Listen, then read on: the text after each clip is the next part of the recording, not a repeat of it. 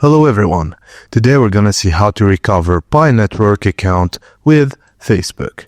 Firstly, download the Pi Network app from Google Play Store or App Store. Launch the app and on the login screen, choose Continue with Facebook.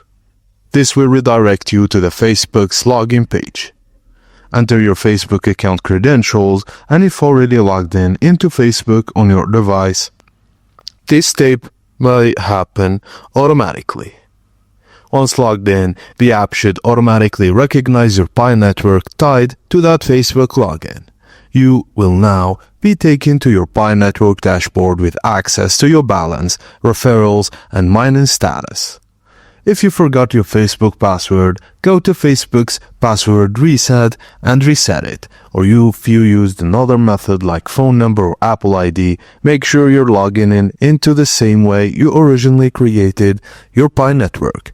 And that's it guys, thank you for watching and please don't forget to like and subscribe for more.